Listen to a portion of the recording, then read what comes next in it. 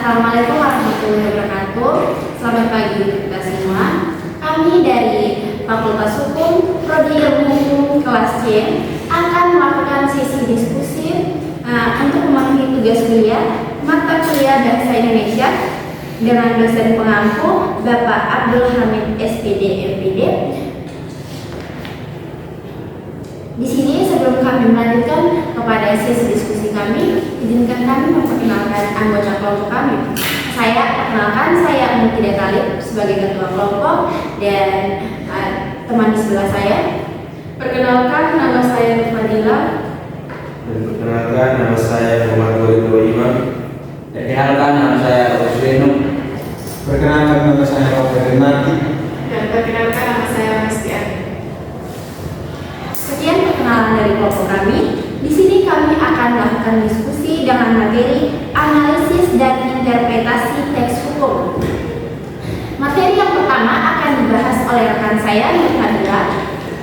Waktu dan kesempatan saya berikan. Baik, terima kasih kepada ketua kelompok yang telah memberikan kesempatan kepada saya untuk menyampaikan materi, yaitu materi yang pertama yaitu struktur dan logika teks hukum, yang dimana struktur dan logika teks hukum itu terdiri dari yang pertama yaitu judul, yang dimana judul itu memuat keterangan, terus yang kedua yaitu pembukaan itu terdiri dari frasa, jabatan, considerence, dasar hukum, dan diktum. Terus struktur yang ketiga yaitu batang tubuh, yang dimana bagian-bagian dari batang tubuh yaitu yang pertama yaitu bab-bab, yang kedua yaitu pasal-pasal, yang ketiga yaitu materi muatan. Terus struktur yang keempat yaitu penutup. Penutup yang dimaksud yaitu memuat tanda tangan pejabat yang mengesahkan atau menetapkan peraturan perundang-undangan. Terus yang kelima yaitu penjelasan jika diperlukan yang memuat uraian lebih lanjut. Terus yang keenam yaitu lampiran jika diperlukan. Terus pembahasan yang kedua yaitu logika teks hukum. Logika dalam penyusunan teks hukum didasarkan pada prinsip-prinsip atau asas-asas hukum. Logika teks hukum terdiri dari yang pertama yaitu hierarki norma hukum, yang dimana adalah peraturan yang lebih rendah yang merupakan pelaksanaan dan peraturan yang lebih tinggi. Terus yang kedua yaitu asas pembentukan peraturan perundang-undangan yang baik.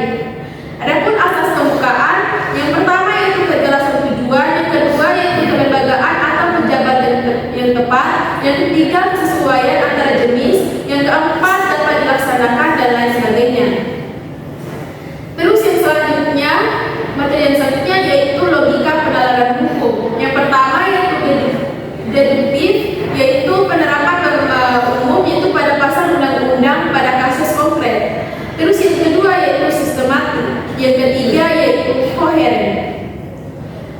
Itulah penyampaian materi itu struktur dan logika teks hukum. Mungkin dari pembahasan saya ada dari teman-teman anggota kelompok yang ingin bertanya.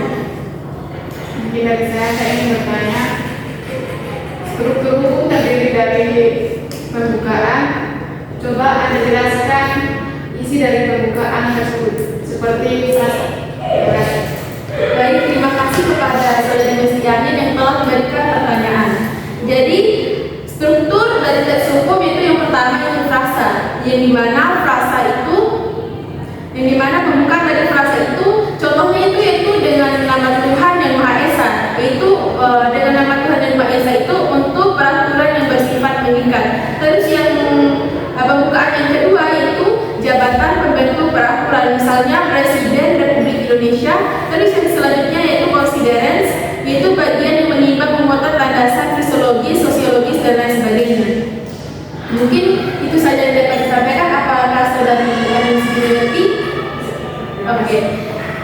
Mungkin itu saja yang dapat disampaikan.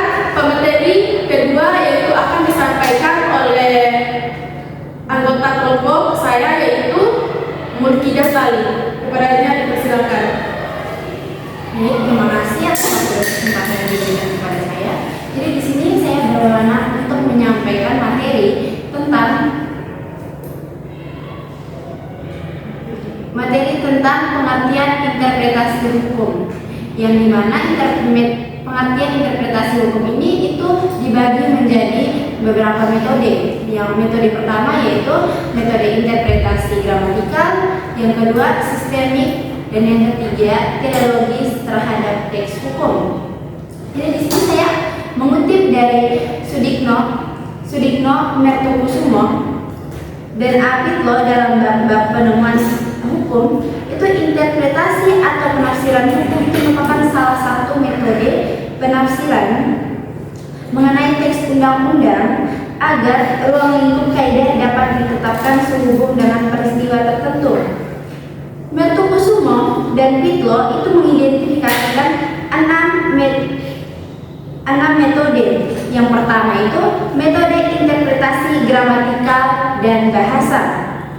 Metode interpretasi gramatikal dan bahasa ini itu adalah metode penafsiran atau interpretasi yang menekan pada pentingnya kedudukan bahasa dalam memberikan makna terhadap suatu objek.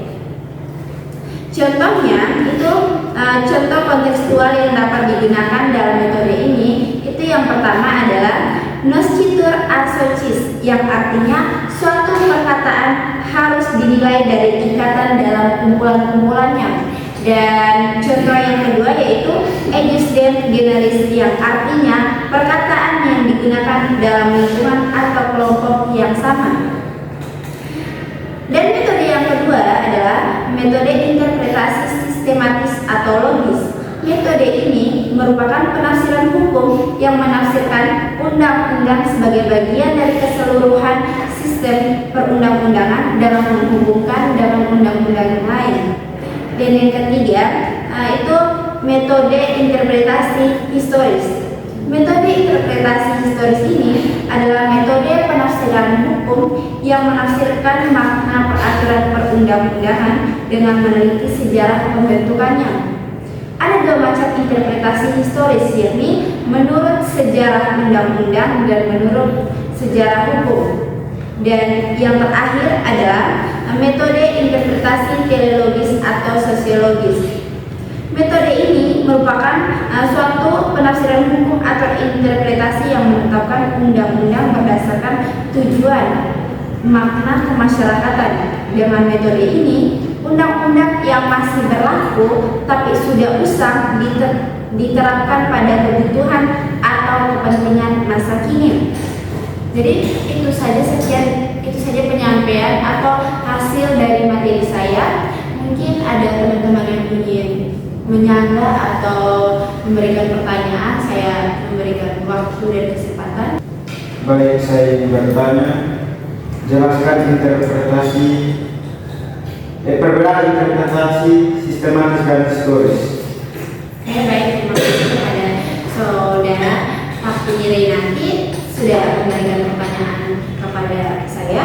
Di sini saya akan menjelaskan dua perbedaan metode ini, yaitu metode interpretasi sistematis dan interpretasi historis. Kedua metode ini itu memiliki perbedaan, mungkin tidak terlalu menonjol, tapi memang dia memang memiliki perbedaan, yaitu pada kalau pada interpretasi sistematis itu dia merupakan penafsiran hukum yang menafsirkan undang-undang sebagai bagian dari keseluruhan sistem perundang-undangan dengan menghubungkan perundang-undangan lain. Sedangkan interpretasi historis itu merupakan penafsiran hukum yang menafsirkan makna peraturan perundang-undangan dengan meneliti sejarah pembentukannya. Sekian jawaban dari saya. Mungkin ingin menyangga atau sudah pas? Pas. Ya. Jadi sekian penyampaian materi dari saya. Materi selanjutnya saya serahkan kepada teman saya, Misti Andi. Oke, materi selanjutnya itu hermeneutika hukum dan prinsip-prinsip ajar. Hermeneutika hukum adalah metode interpretasi yang memahami tentang teks hukum secara holistik dengan mempertimbangkan teks, konteks, dan kontekstualisasi. Jadi prinsip-prinsip umumnya meliputi pemohonan akal sehat dan keyakinan yang baik, tidak membebani tidak membebani dengan hal mustahil, menghindari kerugian bagi pihak yang tidak diistimewakan, dan menafsirkan aturan dari yang umum untuk yang khusus. Prinsip-prinsip ini bertujuan agar penafsiran hukum tidak kaku, melainkan adaptif dan relevan dengan nilai keadilan. Yang pertama, hermeneutika hukum. Jadi hermeneutika hukum adalah cabang filsafat hukum yang berfungsi sebagai metode interpretasi yang memahami makna hukum secara mendalam dan utuh, tidak hanya terpaku pada teks atau isi. Jadi tujuan hermeneutika hukum adalah untuk menggali dan memahami makna hukum dari berbagai perspektif, baik dari pembaca maupun penulis.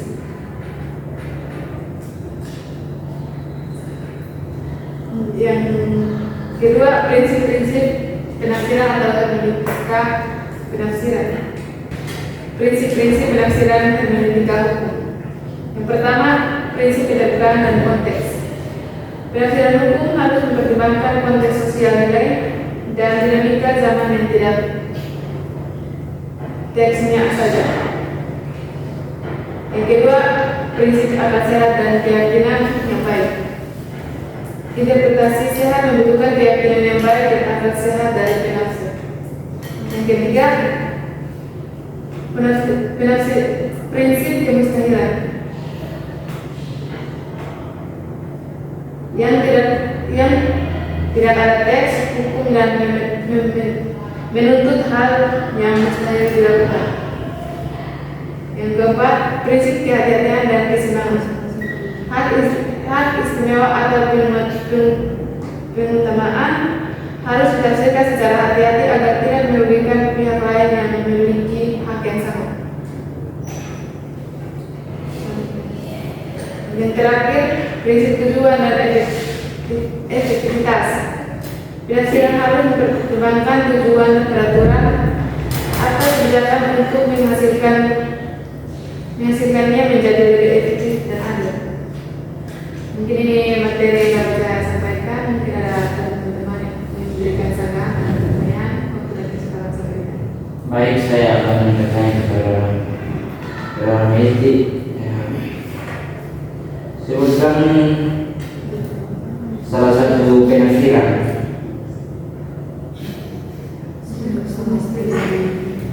Baik, saya akan menjawab pertanyaan dari saudara Luis. Ada 3 pendekatan kontekstual yang dapat digunakan dalam metode penafsiran, yaitu yang pertama pendekatan kontekstual historis, yang kedua pendekatan kontekstual sosiologis, dan yang ketiga pendekatan kontekstual linguistik. Mungkin ketiga konteks ini yang dapat digunakan dalam metode penafsiran. Ini jawaban saya. Tidak ada saran atau tanggapan baik dari penulis. Materi selanjutnya yang akan dibacakan atau dibacakan oleh teman Bidawat. Baik, saya akan membacakan materi selanjutnya yang berjudul ambiguitas dalam teks hukum dan cara mengatasinya. Ambiguitas dalam teks hukum adalah ketidakjelasan atau kerancuan makna yang membuat suatu ketentuan hukum dalam diinterpretasi dengan lebih dari satu cara. Jenis-jenis ambiguitas dalam teks hukum: 1. Ambiguitas leksikal, 2. Ambiguitas gramatik atau sintaksis, 3. Ambiguitas referensi, 4. Ambiguitas kontekstual. 1. Hukum interpretasi.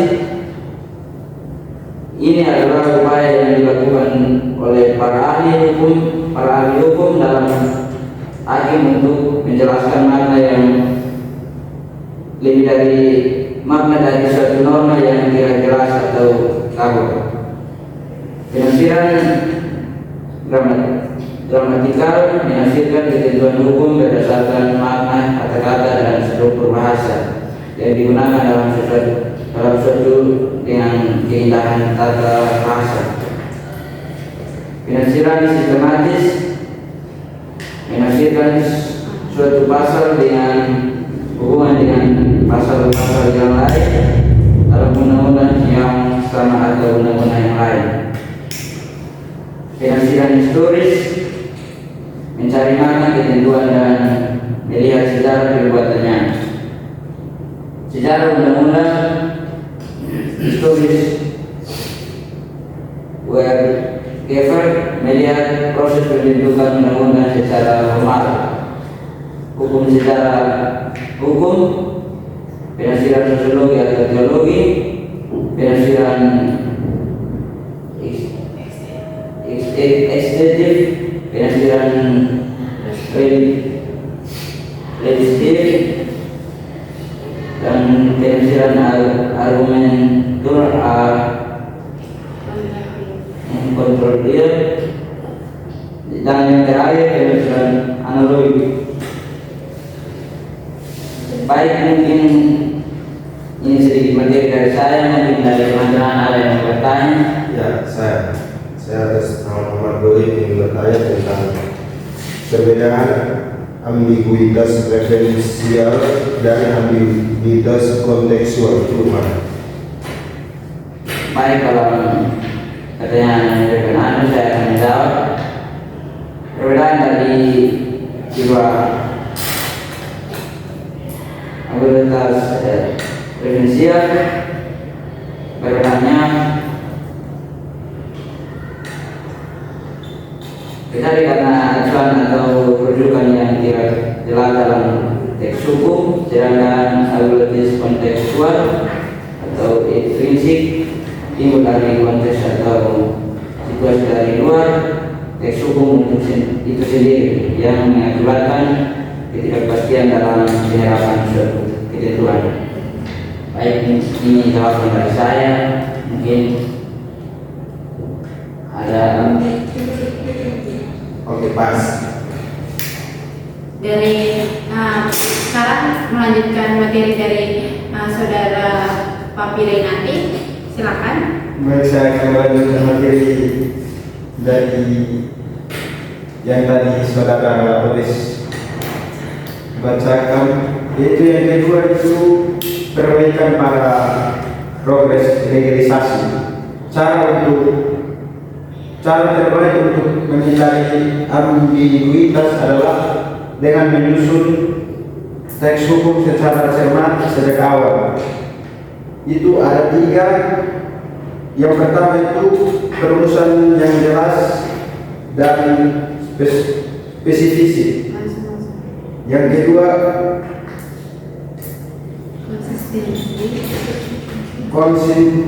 konsistensi istilah. Yang ketiga penggunaan tanda baca yang tepat. Yang keempat memperhatikan konteks. Yang kelima uji publik dan uji substansi. Yang ketiga peran lembaga yudikatif, yaitu hakim dan Mahkamah Konstitusi berperan penting dalam menyelesaikan ambiguitas yang tidak dapat diselesaikan pada tingkat legalisasi.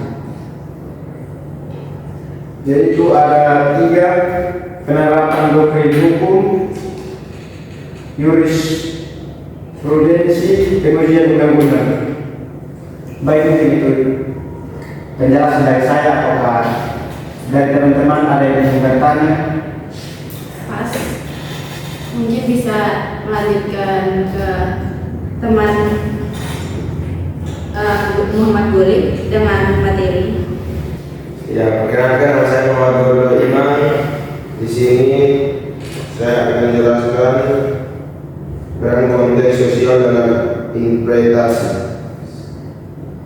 Konteks sosial adalah lingkungan atau latar belakang di mana sesuatu teks, hukum, perilaku, dan lain-lain diciptakan dan diterima perannya meliputi penentuan makna, makna suatu teks tindakan seringkali tidak dapat dipahami secara harfiah atau tekstual saja, tetapi memerlukan pemahaman konteks sosial untuk menangkap maksud tersirat atau tujuan sosial. Memahami norma dan nilai. Interpretasi norma dan nilai sosial sangat penting untuk membentuk perilaku, menjaga ketertiban sosial, dan memahami cara masyarakat berinteraksi, mempengaruhi produksi dan penerimaan. Faktor budaya, politik, dan sosial dalam suatu konteks mempengaruhi cara secara produksi, misalnya pembentukan hukum dan cara publik menerimanya. Dan yang kedua, metode interpretasi yang mempertimbangkan konteks dan zaman. Ada 3 poin penting, yaitu historis, sosiologis, dan futuristis. Kalau historis yaitu mempertimbangkan latar belakang historis saat teks atau aturan dibuat, memahami maksud aslinya.